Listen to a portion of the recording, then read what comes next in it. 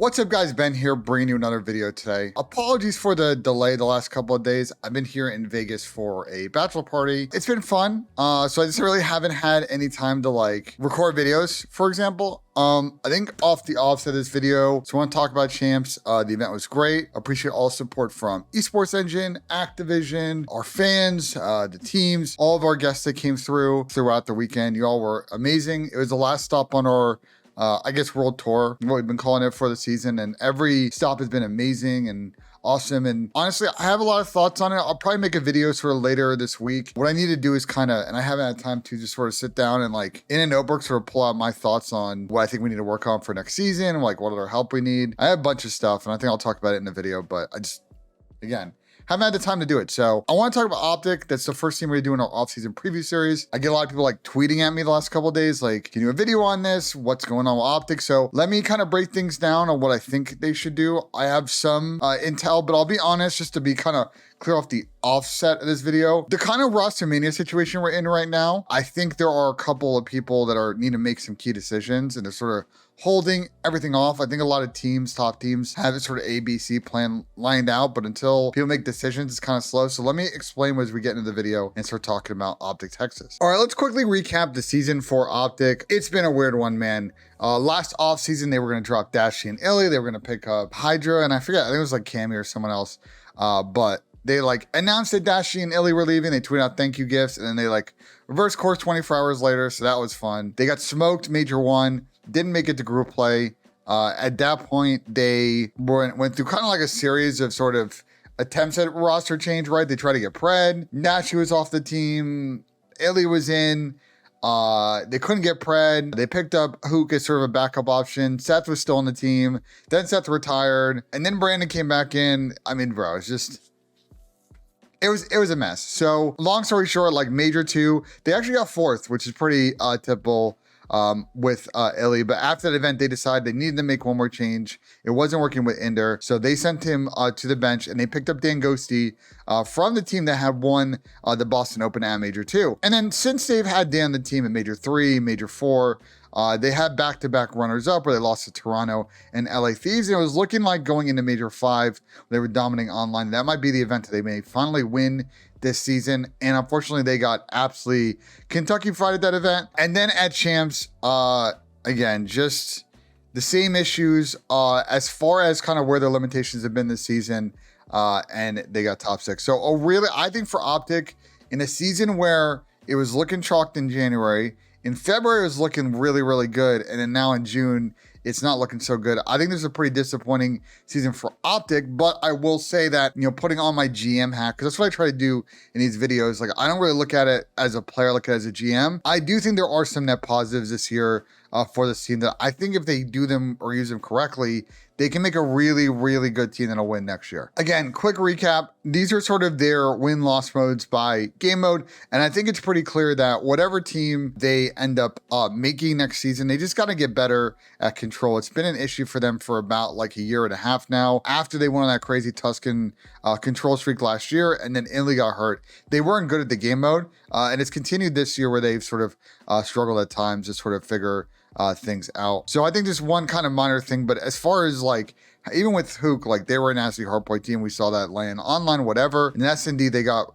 pretty good towards the end of the season once they sort of had their set team with like 49 roster changes this season. Before we get to who stays and who goes, I think, look, we need to address this. This team was really good online. They were insane online when they formed. When they got to land, things obviously get harder, and then the weaknesses that the team has show. Like in control, definitely a weak game up for them on land. Didn't win a Fortress on land all season. Expo, which they look great online, weren't as good at land. And then the S&D, obviously, they started to get a little bit better towards the end of the season, but you can see that they had a very tiny map pool and search when it came to land Call of Duty. All right, so here is the OpTic Texas contract situation heading into this offseason. So Illy's gone. He's been released. He's free to do whatever, and I'm sure we'll talk about him in a later video. GHOSTY has a 1+1. Now, we'll get to sort of team comps and options in sort of a minute, but my personal thought is that they need to do everything in their power to Get the team option on Dan. Even if you're not going to keep him next season, you can easily sell him. I think that Dan is a talented young player. I thought he was potentially their best play at the end of the season at Champs. Dan is still a kid. I think people need to understand this kid is just, you know, in his rookie season. Like, I think some fans have crazy expectations for Dan. I've seen on social media and Twitter, like, he's still working on a lot of things, but he's a promising young kid who's got a lot of the right mindset on wanting to win, how to win, what to do to get there, and the gun skills there. So I just think if they can keep him, they should, because I just don't think you come across those players too often. And when you let them go, then you regret doing anything about that in the beginning. The Dashy one's a little bit interesting. So this is Jacob Hale's sheet, and I've got some conflicting info about Dashy's contract situation. Like, some people have told me that he's not a free agent, that he signed a new deal this season. I don't know. I've asked around. Nobody in OpTic really talks about Dashy's contract situation, so I have no idea if he's a free agent or not. I think in general, the only way that Bruce would leave is if OpTic said, you're done, we don't want to run it back, and then he'll just tweet UFA. But like, even if he was a free agent this offseason, like, I don't think he's going anywhere. The only team I could see him going to is FaZe, and I just don't think that's the route that they're going to go down. So I think Dashy's coming back and signing like probably like a 2+1. Hook's on a 1+1, and I'll be honest, they're probably not going to pick that up, and we'll get to that in a second. And Shotzi's locked in. He's there for a while. He's a cornerstone. Need Ant, I would say for him, this wasn't his best season of Call of Duty. I do think that next season there is room for opportunity there to get better, and I think that if he can improve on this season, I think they'll have a better chance of winning, because I don't think he played horrible this season, but I don't think it was his best season of Call of Duty. All right, so we're gonna mess around with the sheet real quick. I made a copy of it, so I can kind of talk you through like what I think they might do team-wise. All right, so let's remove Indir because he's gone, and I think Kyler as well, I think is also gone. I just think that the way this team played at the end of the season and Kyler's play style, like, I think you're going to get in a new SMG here. And that's going to be probably the main change you make, because I just think Ant needs a better duo. I think they need to figure out how to get Ant comfortable and find the right complement around him. And I'm going to go ahead and put Dashy back in here. I talk to people, like, I just don't see like where or why Dashy would leave. I think that the OpTic organization has a lot of loyalty to players like that are a fan favorite, that, you know, grind for the values that the org has. I think they can still win with Dashy. I thought it was, for at least from what I can tell and talking to people, was a good teammate. Now, if there's behind the scenes stuff that we don't know about and that's why they want to move on, I'm sure we'll find out. But at the moment, it doesn't seem like there's any. So I think he's coming back, and this basically leaves OpTic in a situation where they're making one change, and that is how they will get to a winning path. I think it's the best way to do it. It's the easiest path to do it. And for the sake of this video, we're going to go down that route. Now, I will say that as far as replacing Dashy goes, like, you would probably go after any sort of AR that's maybe available. If FaZe maybe move on from Austin, that's a great add in that position. Sam Octane's a good add in that position. I just think once you get to that, like, beyond those two guys though, and we start talking about sort of the next tier guys, I just think at that point, it becomes easier to bring Dashy back. That's why I just think that they're going to look at that calculus and they're like, we're just going to make one change, maybe pick up a sub and fill it out. All right, so the first player y'all are going to want me to talk about in this spot is Pred. Obviously, the OpTic Pred stuff has been going on for like half a year now. I would love to know the count on the committed Call of Duty subreddit of the amount of threads about Pred and OpTic that have been made in the last 6 to 7 months. That would be hilarious, but I think this is probably their number one option now. The Pred situation, as far as I know, is as follows. I've asked people around the league, I've asked people on top teams, on teams that probably aren't going to get him, and sort of what you've heard about the Pred thing. And basically the sense I gotten is that he's basically obviously talking to all of the options that he wants to go to. They're kind of making their pitches, kind of, you know, trying to explain like how it'd work over in that situation. And he's got to make a decision on who he's going to negotiate with. I am curious sort of what Pred's clock is on that, because if I were him, like, there's no rush, right? Once I decide what team I'm going on, like, as much as I would love to know the other teams in Roster Mania and they're all going to kind of wait on this decision, like, he should do what's best for him. And I think more importantly, like, it really comes down to, I think, 3 options. OpTic is best for his brand growth, like building yourself as a player. You know, a bunch of his friends, former teammates are also in Dallas. He was in Dallas this season when he was playing on Seattle, so he doesn't really need to like move. So it's pretty straightforward. Add in the OpTic team. Obviously, that comes with additional pressure. I think trying to figure things out with Shotzi isn't going to be the easiest, because they both kind of want to play similar spots and roles, but so they would both have to really, really work hard to figure it out, but I think they can do it. I think the next option, or maybe like a 1A, 1B thing, because I think it's almost like there's sort of pros and cons to both, is going to be Atlanta FaZe. Because I think that if we scroll up, here real quick. Let's say hypothetically for this, like they are going to go ahead and they're not going to play with Austin.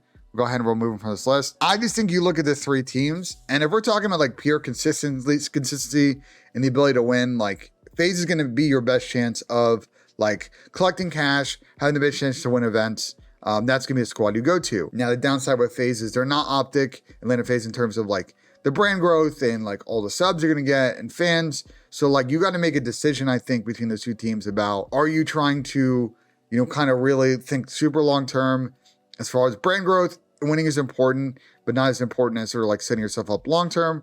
Or are you trying to go to Atlanta FaZe and win?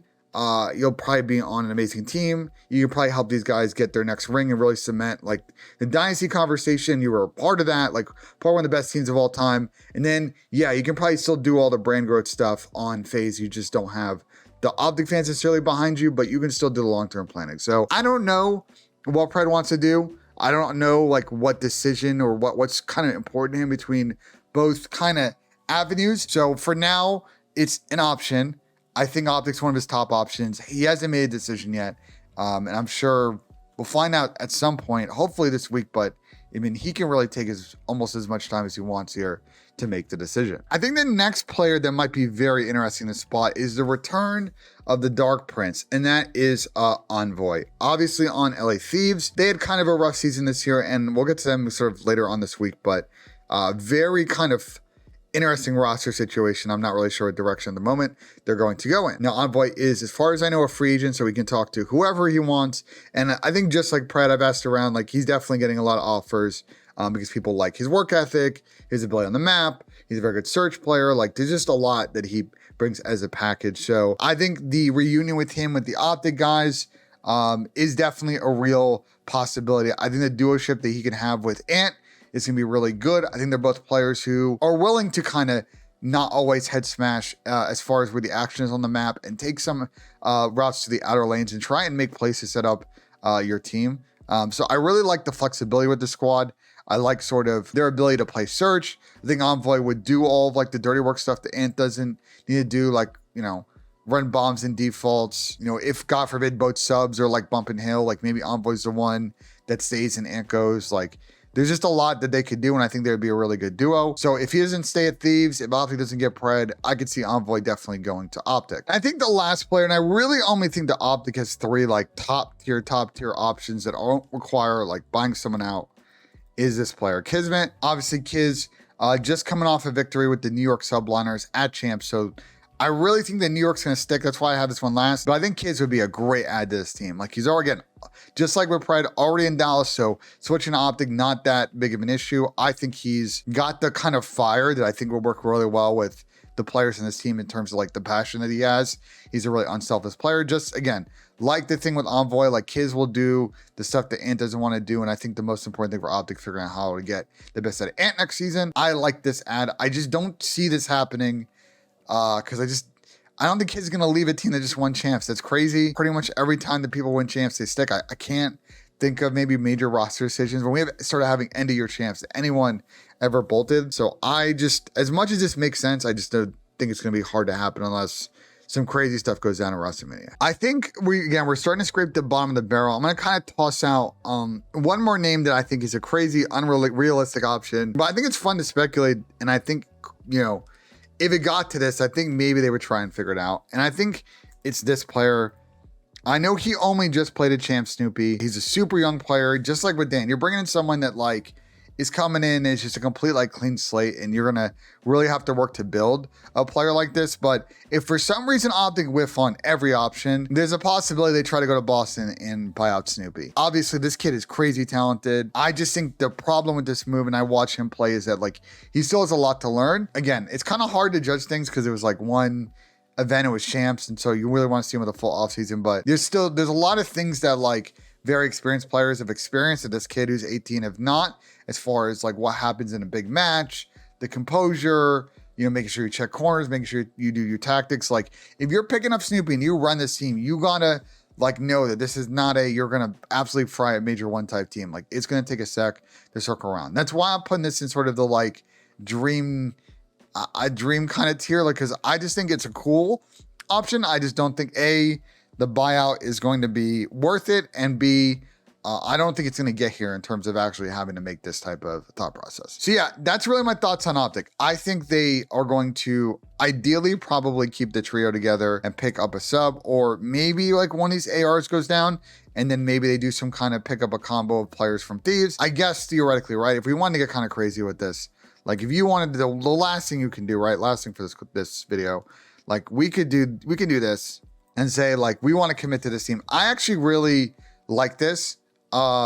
This team would be insane in search. Dan doesn't need to worry really about ever potentially having to pick up a sub unless it becomes like a 4-sub hill or a 4-sub game. DRAZAH is kind of your flex guy. Him and Envoy had really good chemistry, have won events together. And this team would just be insane in search and be like a search first team. And they're kind of matching sort of phase, and I think even New York now is becoming like very good at search, being search focused. Like I just think that skill in this team would be good. I just don't know if the Envoy DRAZAH duo is a thing that exists out there. I haven't asked to see if they're kind of going to rostermania as a double, but I can see this option if for some reason they decide to get rid of one of the ARs. I think for the sake of this, look, I just think that it's going to really come down to this situation, right? Look at Pradeshi back in the squad. And I think that this is basically where OpTic's trying to end up, is with this kind of combination, and we see between Envoy and Pred which one they actually land to make their team whole for next season. All right, let me know in the comments what you guys think of the video. Like if you enjoyed, subscribe for more. We're gonna keep doing these off-season preview videos. They're really hard because I'm sure news is gonna break at some point. I'm gonna record one of these videos and it's gonna be super outdated. But for now, I'm recording this Wednesday morning and hopefully nothing happens. And that's my breakdown for OpTic, and we'll see you guys on the next one.